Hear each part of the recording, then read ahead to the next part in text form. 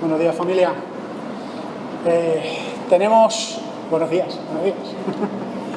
Tenemos hoy algo de parte de Dios, y yo espero que Dios, y estoy seguro que Dios nos va a hablar. Empezamos con una pregunta. ¿Qué es el cristianismo? Seguro que si le preguntas eso a más de una persona te va a decir, cada uno te va a decir algo diferente en función de su experiencia o en función de sus sospechas. ¿Qué es el cristianismo? ¿Es una religión más? ¿Qué tiene Jesús de diferente de los demás profetas de otras religiones? ¿Qué hay en él de extraordinario? ¿Qué hay en él de diferente? Pues os invito a abrir vuestras Biblias en Mateo capítulo 22. Mateo capítulo 22 y en el versículo 36. En el capítulo 22 de Mateo varios enemigos de Jesús intentaron pillarle. Y intentaron, por medio de preguntas, intentar cazarle.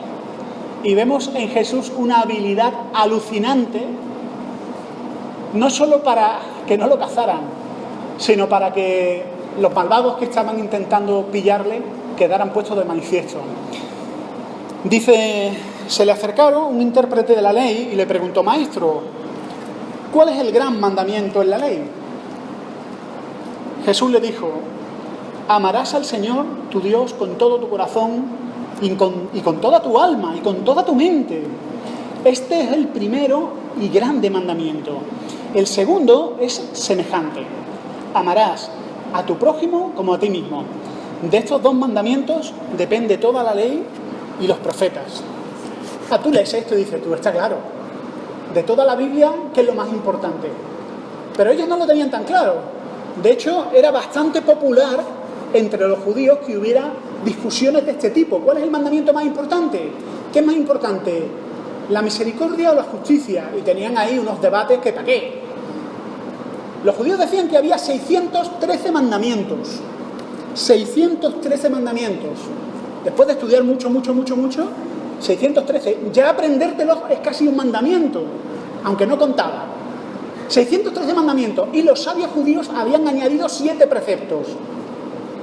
Lo habían hecho así un poco ahí a trampillas, porque 620 eran las letras de los 10 mandamientos. Y ellos decían, se flipaban un poco, ¿no? Decían, fíjate, coinciden, ¿eh? 613 mandamientos más 7 preceptos, y luego añadieron más mandamientos. En el Talmud, ¿cuál cordón hay que atarse primero? ¿El izquierdo y el derecho? ¿O el derecho? No es broma, ¿eh? ¿Sabéis cuál es la respuesta correcta? Bueno, la respuesta que ellos daban, el derecho. Y la explicación es alucinante. Pero no lo voy a decir porque no viene a cuento. Dejo con la... Ante esa pregunta, claro, me imagino que había el sector A, B, C, D, F y así hasta el 613 de los fariseos diciendo, venga, dilo, porque da igual lo que digas, un sector importante se va a enfadar contigo, porque estarán los del sector, es más importante los sacrificios, y estará el sector, es más importante rezar. Y la respuesta, y la pregunta tiene sentido porque hoy en día, si tú hablas con la gente en la calle y les hablas de religiones, están igual de confundidos. ¿Qué es importante? ¿Qué no es importante? Para la gente de la calle, todas las religiones son más o menos iguales. Hay unos que no comen carne de vaca. Bueno, como diría Sheldon Cooper en Big Bang Theory, el ganado es sagrado. No comen carne de vaca. Hay otros que no comen cerdo. Entonces, carne, vaca, cerdo. Y otros no comen carne los viernes.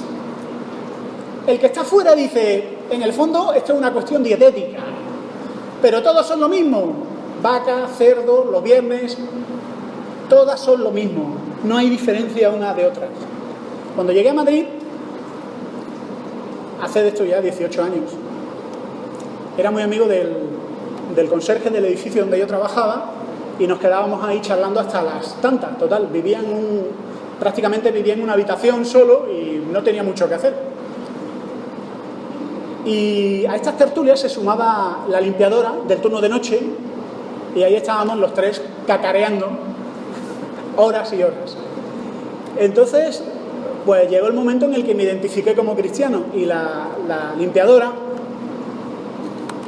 que se llama Lola, es un detalle muy importante en esta historia, bueno, no creo que vea este vídeo por internet, decía, que tú eres evangélico, dijo cuando yo me identifiqué, ¿no? Yo sé, mi hermana es evangélica, yo sé lo que vosotros creéis, vosotros sois los que no fumáis, no adoráis ídolos, no hacéis esto, no hacéis lo otro, no hacéis, no hacéis, y no hacéis, y no hacéis. Así es como nos ve mucha gente. A mí se me ocurrió una respuesta muy buena. Es más, yo diría que se me ocurrió una respuesta brillante. Pero se me ocurrió una hora después, estando solo en mi casa, que es lo que me suele ocurrir.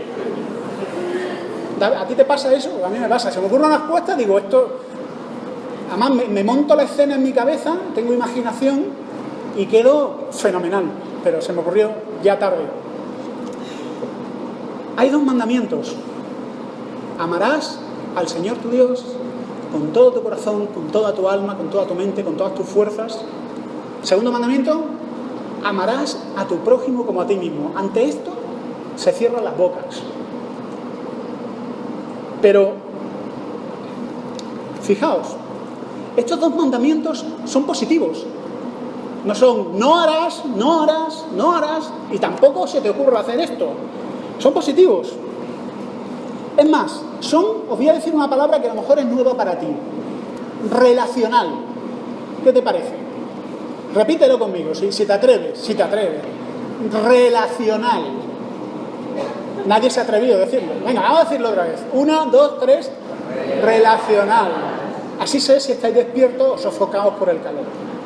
Gracias. Relaciones. Las relaciones son importantes.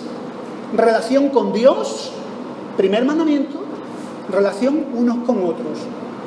Cuando la primera vez que yo llegué a una iglesia evangélica, venía de una secta, más orgulloso de lo que soy ahora todavía, y un hombre muy sencillo, al que yo nada más verlo desprecié, un agricultor, me dijo, Julio, te voy a explicar el significado de la cruz.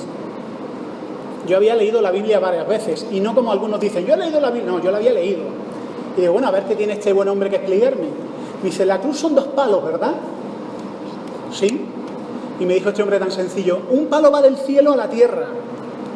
Y es que Dios vino a restaurar nuestra relación con Él. Y el otro es horizontal, ¿verdad? Yo dije, sí. Y es que una vez que Dios restaura nuestra relación con Él, nos capacita para poder amar a otras personas.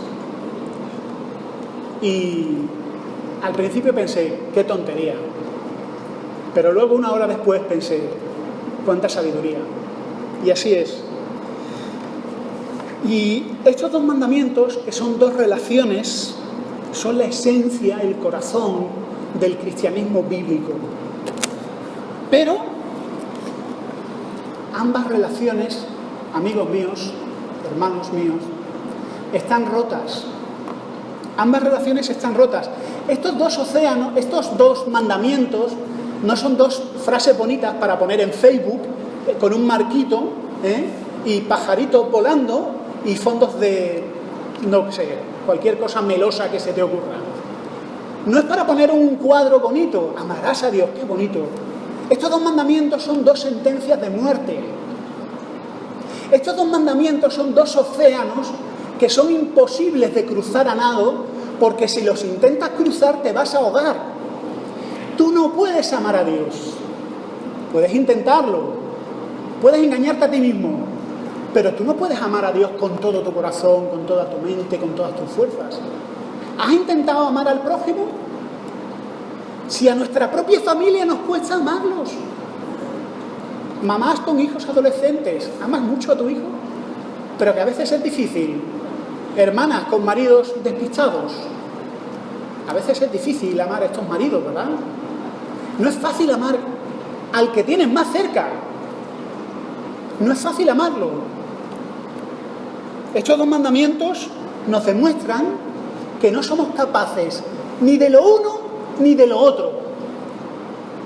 Y si alguien pretende decirlo, no, yo los tengo dominados, amigo, te estás delatando, estás quedando en evidencia. Hace tiempo hablaba con una mujer muy inteligente, una mujer historiadora, pero con un concepto súper optimista del ser humano, un concepto Disney del ser humano, si me lo permitís. Y ella me decía que el ser humano en el fondo es bueno. La esencia del ser humano es ser buena persona. ¿Qué os parece esta afirmación? Buena persona. Es que en el fondo, como decía David Schwimmer en esa película tan ochentona, todo el mundo es bueno. Somos buenos. ¿A que sí? ¿Es lo que tú experimentas en tu vida diaria? Claro, esta mujer era historiadora y cuando me dijo que la esencia del ser humano es la bondad, yo le dije, a ver, tú eres historiadora. La historia que te he enseñado a ti. Y la cara que puso me indicó que estaba entendiendo. Pero ella se negaba a creer que a pesar de la evidencia de la historia, el ser humano fuera un alma cándida y generosa. Mirad, voy a leer algo bastante desagradable. Lo siento, pero lo voy a leer. Es un resumen de la historia del siglo XX, el siglo más sangriento de la historia. Alguno piensa, bueno, yo vi la película Braveheart, que es bastante bestia. O sea, esta gente eran salvajillos, ¿eh? Nada de pegar tiritos desde la distancia, no, mazazo y omóplatos fuera. El siglo XX, la cúspide de la civilización humana con nuestras magníficas máquinas de vapor y nuestro telégrafo y todo lo que vino después. No, si lees cosas del siglo XIX te hablan del telégrafo como el internet. Esto es el telégrafo, es alucinante, ¿eh? Siglo XX. Los datos que voy a dar son aproximados, pero muy aproximados. Comunismo chino de 1949 a 1987. 77 millones de muertos. No estamos hablando de hace mucho tiempo, estamos hablando hasta el 87, 1987. Segunda Guerra Mundial y nazismo de 1939 a 1945. Entre 66 y 73 millones de muertos. Comunismo soviético de 1917 a 1991. 61 millones de muertos. Estoy redondeando. Imperialismo en Japón, de 1894 a 1945, más de 25 millones de muertos. Primera Guerra Mundial, de 1914 a 1918, entre 15 y 18 millones de muertos. Guerra Civil Rusa, de 1917 a 1922, entre 10 y 14 millones de muertos. Guerra Civil China, de 1928 a 1949, casi 8 millones de muertos. Ya acabo, ¿eh? Comunismo norcoreano de 1948 a 2003. Los datos que tengo evidentemente son antiguos. De 6.500.000 a 7 millones de muertos. Las guerras en Indochina del 45 al 75, entre 4 y 5 millones de muertos. Vamos a cosas más actuales. Lo que pasa es que no salen en las noticias porque importa más el fútbol. La Segunda Guerra Civil del Congo, del 98 al 2005, es decir, hace nada. Entre 4 millones y 4.400.000 muertos. ¿Habéis visto mucho de esto en las noticias? No interesa, no interesa. Es más importante otras noticias irrelevantes. Segunda Guerra Civil de Sudán, desde 1983 hasta prácticamente hace nada. 1.900.000 muertos. Esto es difícil porque en África las cosas funcionan como funcionan. 1994, en Ruanda, de esto habéis oído hablar quizá, ¿no? Murió el 11% de la población. El 80% de los tutsis murieron. Eso es un desastre. Eso no tiene nombre. Y ahora con estos datos intenta ser optimista sobre la naturaleza esencial del ser humano, sobre su bondad, generosidad, su capacidad de amar. Muchas cosas se hicieron en nombre de Dios.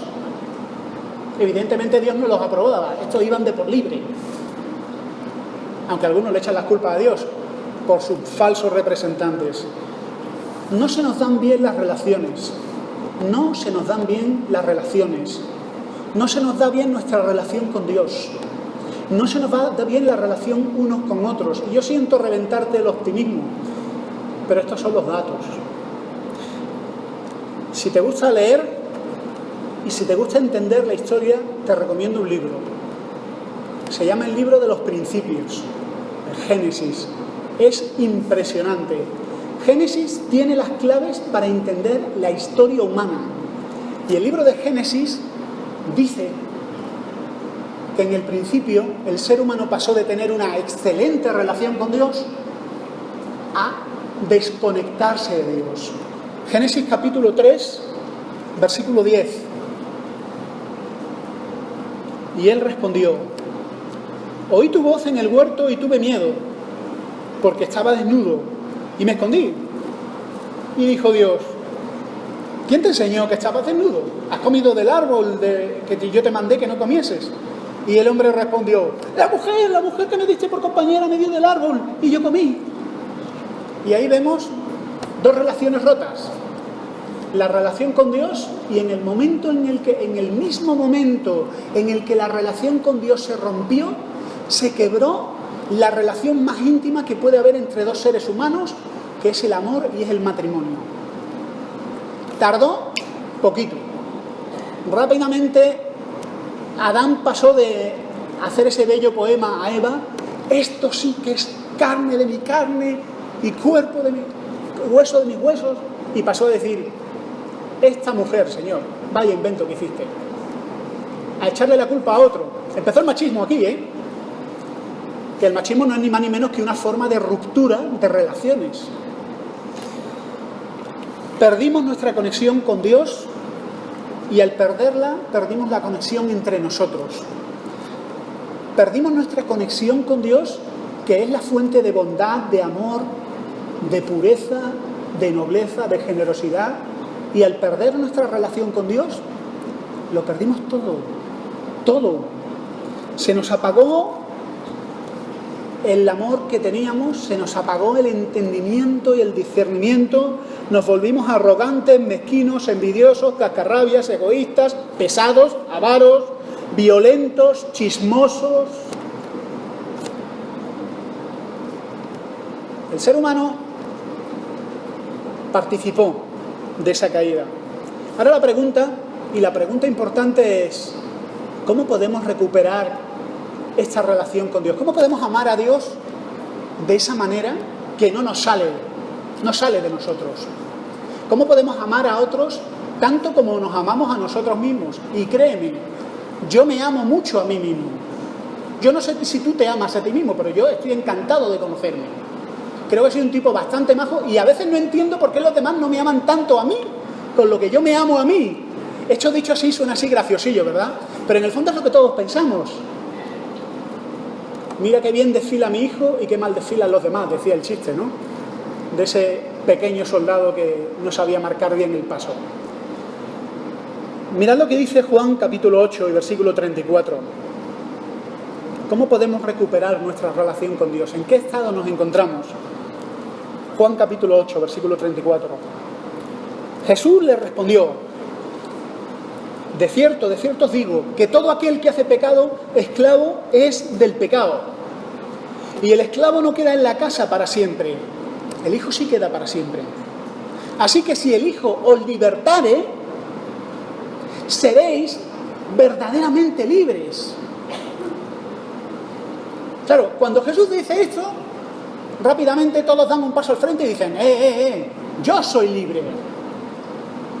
Y si tú se lo dices a los demás, recuerdo una vez, uno de mis hermanos volvía de la fiesta de fin de año y un cristiano de Granada decidió que un buen momento para evangelizar era el día 1 de enero a las 6 de la mañana. Cosas que hace el Señor, no las entiendo, Él sabe todo. Así que estaba mi hermano, uno de mis hermanos, en una parada de autobús, agotado de la fiesta, y se acerca un señor mayor muy peculiar que hay en Granada. Siempre va vestido de ciclista, es una cosa muy curiosa. Este detalle totalmente irrelevante. Y se le acerca a mi hermano y le dice: ¿ustedes creen que el hombre es libre o esclavo? Y mi hermano y mis amigos se quedaron: ¿pero qué pregunta es esa a las 6 de la mañana? Y otro de mis amigos, compartimos mi amigo, mi hermano y yo, dijo: oye, qué buena pregunta. El momento no era quizá el ideal, pero sembró una semilla. ¿creéis que el hombre es libre o esclavo? Jesús dice, el hombre es esclavo, es profundamente esclavo. Y mira esta imagen, nosotros hoy en día quizá no veamos muchos esclavos. Vemos gente hipotecada, más o menos, vemos gente con deuda, gente desahuciada, pero esclavos, en aquellos tiempos, cuando tú tenías muchas deudas, tantas que no podías pagarlas, te ofrecías como esclavo.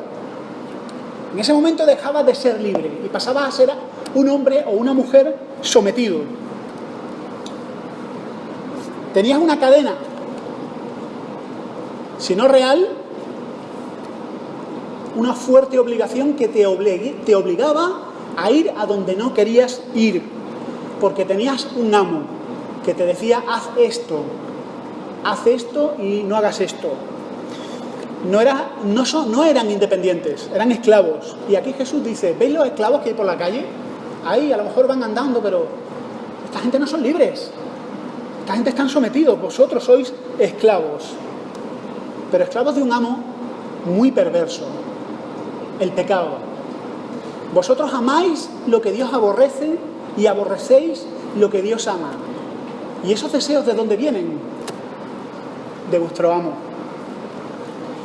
Pero ¿sabéis? Hay algo peor que el pecado. ¿Se os ocurre algo peor que ser esclavo del pecado? Os voy a decir qué puede ser, qué es peor que ser esclavo del pecado. Es pensar que eres libre, autoengañarte y decir, no, si yo en realidad soy libre, esta cadena la llevo de adorno, es un complemento, yo hago lo que quiero, es mi voluntad. Y aunque te desprecies a ti mismo, como Judas se despreciaba a sí mismo, vuelves una y otra vez a las mismas cadenas que no puedes romper. Tiene que venir alguien más fuerte que tú para romper esas cadenas. Y esa persona se llama Jesús, el rompedor de cadenas. No se le resiste ni una sola cadena. Su poder es superior al del pecado. Su poder es superior a tu debilidad. Hay gente que está luchando con muchas cosas. Y yo me he encontrado con gente que lucha con muchas cosas. Ataduras de todo tipo. Vicios de todo tipo. Desde gente que bebe café de forma compulsiva hasta el punto de que su salud le hace daño. A gente que tiene otras costumbres que le están matando la salud, pero oye, no pueden. Hay un vicio más grande que todo eso. Más grande que cualquier otro vicio que destruya tu salud. Es el gran vicio, la gran adicción de desobedecer a Dios, de vivir de espaldas a Él, de hacer tu voluntad. Y solo hay alguien que puede librarte de esa forma de esclavitud y llevarte a la libertad de estas dos relaciones reconstruidas, una relación con Dios y una relación unos con otros. Y ahora es cuando alguno, quizá alguien que nos visita, piense, bueno, ahora es cuando viene la parte de la predicación que dice, esfuérzate más, reza más y por supuesto, da dinerito, ofrenda más. Pero no es así. Este es el cristianismo bíblico, esta es la palabra de Dios. La Biblia dice algo muy diferente a lo que dicen todas las otras religiones. Todas las religiones básicamente, esencialmente, dicen, ama a Dios, sé bueno con los demás. Bueno, si eres politeísta, ama a tus dioses, sé bueno con los demás o sé bueno con los de tu casta. Pero esencialmente, más o menos, es el mismo mensaje. Pero básicamente lo que hacen el resto de religiones es toma un libro de instrucciones. Cada religión tiene su libro de instrucciones. Así que, majete, esfuérzate, ponte las pilas y haz lo que puedas. Mañana veremos qué tal andas. Había un predicador en un libro de homilética que decía eso, ¿no? Predicaciones de esfuérzate más, reza más. El cristianismo no se trata de lo que tú puedes hacer por Dios, sino de lo que Jesús ha hecho por ti. No se trata de yo iré y haré y subiré al cielo y mi justicia me llevará, sino de la justicia de otro. En Granada tuve la ocasión de hablar con muchos musulmanes. Hay muchos musulmanes en Granada.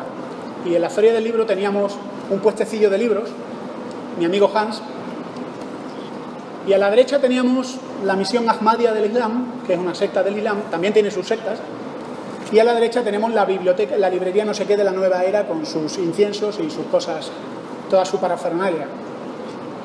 Y con el musulmán hice buenas migas hasta que empezamos a hablar del Evangelio. Entonces se enfadó muchísimo conmigo.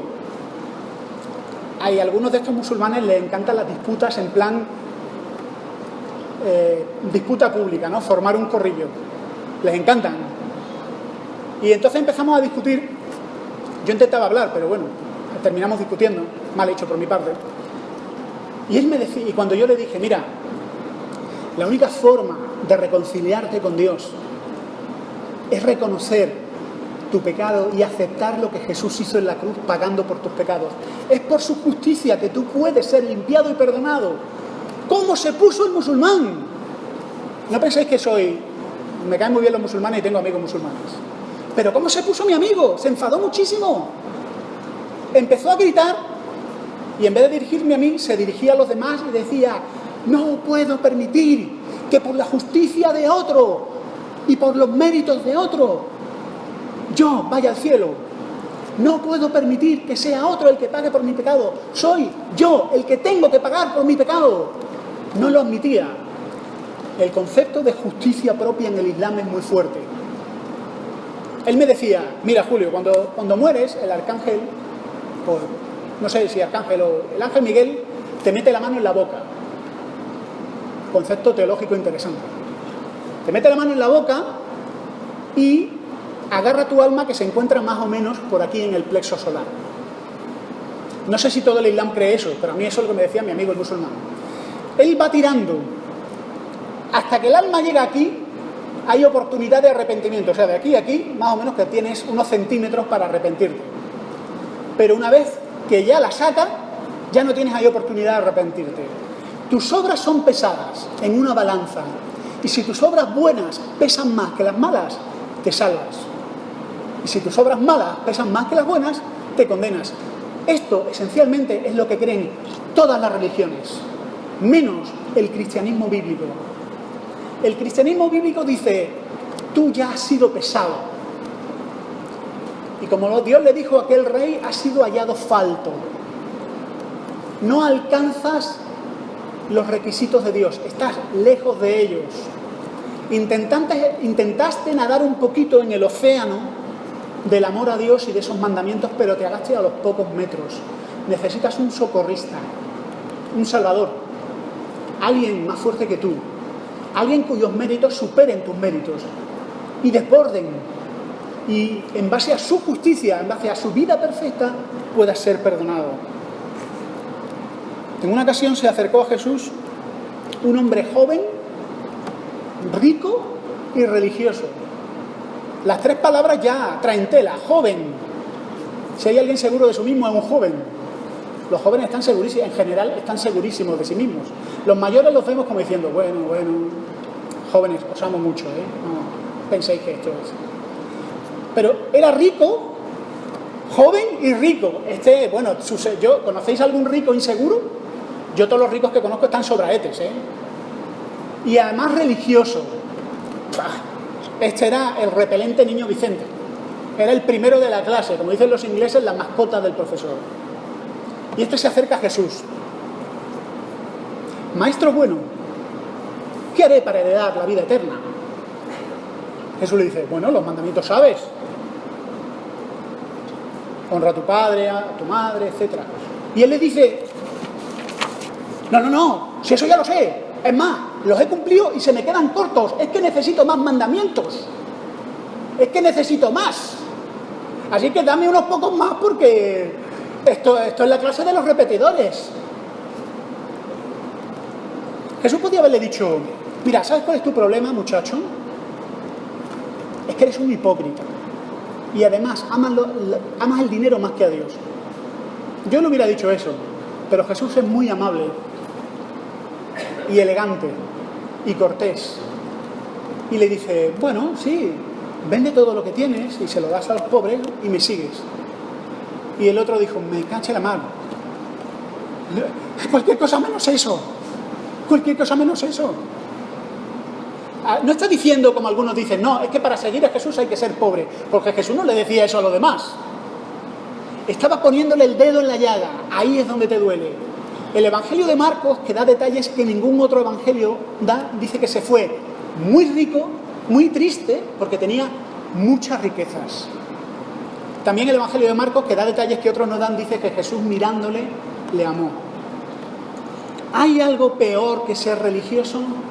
Os voy a decir una cosa. Todos somos religiosos. No sé si hay algún ateo aquí. También los ateos, amigos ateos, son religiosos. Porque yo todo el mundo que me encuentro... No, mira, yo soy una persona que me gusta hacer bien a todo el mundo. Básicamente, yo voy por la vida haciendo bien y no me gusta que me hagan lo que yo hago a los demás y viceversa. O yo tengo un problema, y es que me gusta hablar muy claro, porque yo es que soy una persona muy franca. Yo no conozco a nadie que hable mal de sí mismo. Todos hablan muy bien, tienen una gran opinión de sí mismos. Son religiosos.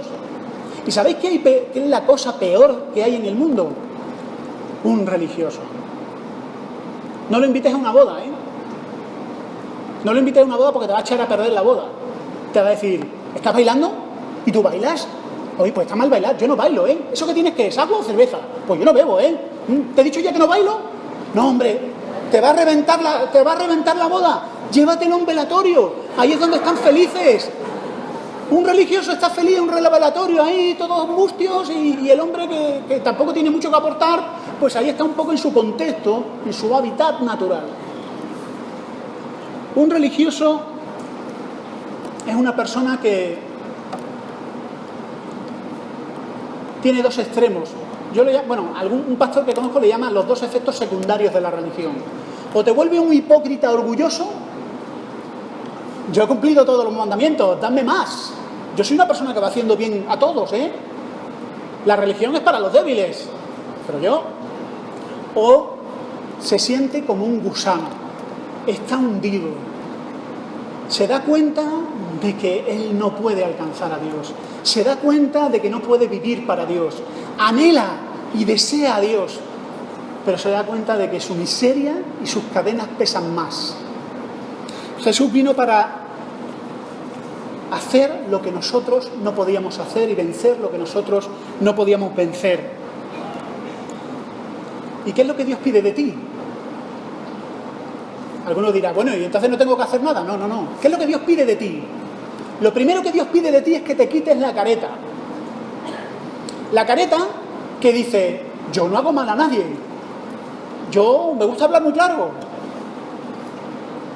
La careta que es simplemente una máscara que oculta tus más íntimos pensamientos y tu realidad que a nadie te gustaría que la viera.